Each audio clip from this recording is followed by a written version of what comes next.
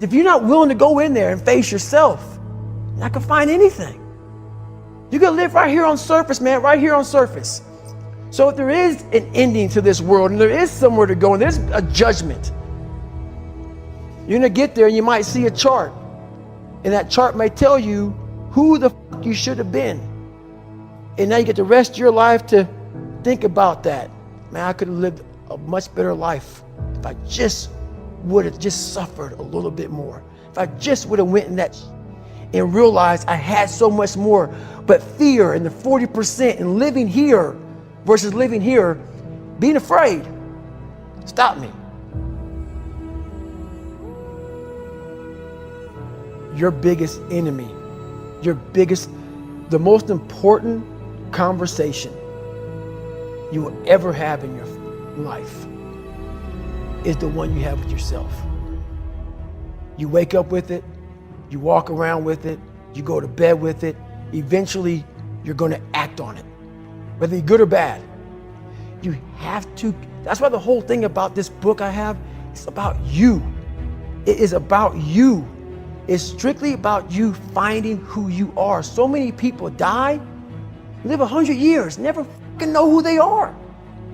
Never know who they are. You have to look in that mirror and know there's so much more in here, man. Because I can literally right now be a 300-pound guy spraying for cockroaches still to this day if I did not look in that mirror and say, there has to be more to this. This can't be it. And then willing to go into it, dive deep into it, and give all I have to find it. So that's what all that's about. Let's say there's 10 people in this room and we're all mediocre. But I'm the best of the mediocre people. I now think I'm great. I'm great. We surround ourselves around people that make us feel great. They tell us what we want to hear. The second we put ourselves amongst the uncommon people, we don't like that feeling, that challenging feeling of that person who's waking up at 3:30 in the morning and say, hey, push your shit on, we're going for a run.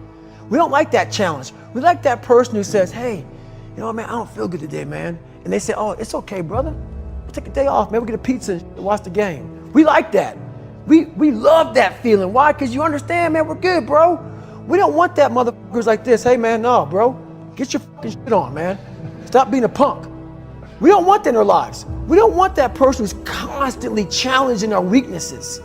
We want that person who's constantly, making us feel nice and good and secure in ours.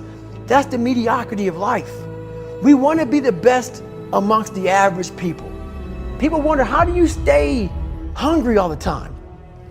Because after I accomplish something, I don't sit back like a lot of guys who graduate buds, graduate this, graduate that. They get comfortable. They wonder why I'm getting weak, man. I don't know, I lost my edge. What's going on? Because once you hit the top of the fucking mountain, guess what happened? I'm good. I'm good, so you wonder why you're falling down now. Because once you reach the top of the mountain, you gotta build another one. That's mediocrity. There's a lot of people in mediocrity who have a nice resume, but they're one-timers, man. They hit a one-time deal, they busted it open, got a lot of money, but they're good. You're mediocre now, man. What are you fucking doing today, tomorrow, the next fucking day? That's why I don't listen to theorists. I don't listen to all that bullshit. I listen to a motherfucker who's like this, man. What's wrong, man? I'm fucking tired, dude. Why are you tired? Because tomorrow, I gotta do the fucking shit again, man. Whatever the shit is that made me fucking nauseous and sick to my stomach, it made me hurt. There's no ending. And that's the person I listen to. That's the person who's gained knowledge. You gain knowledge through suffering. And on the other end of suffering is a world that very few have ever seen. It's a beautiful world because that's where you find yourself. You don't find yourself in over here. You find yourself on the other end. Like the 100-mile race I was on, I ran it for 24 hours. I found myself on the other end of that race.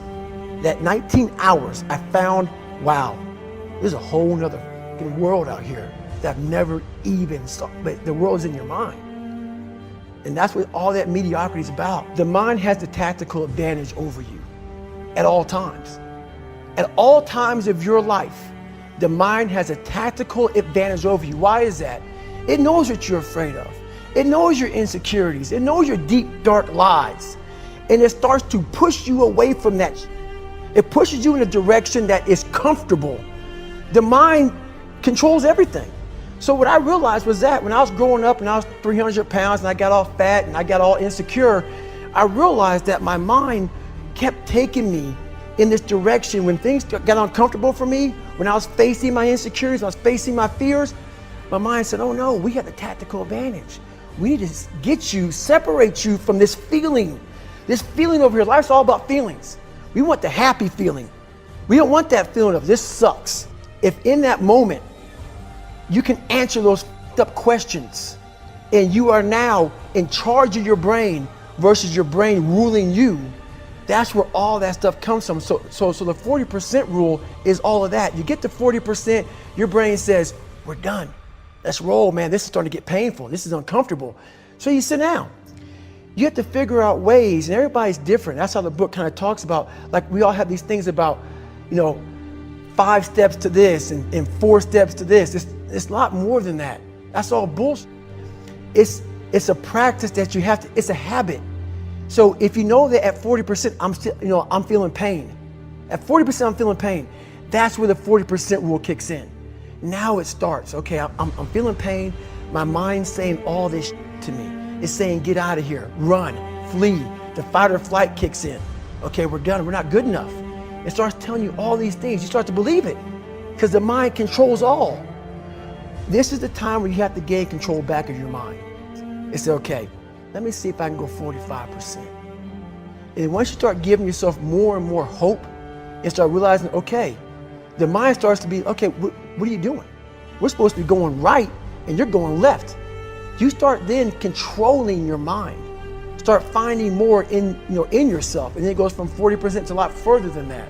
But that's the start of it though. Get to the spot where your mind is saying stop.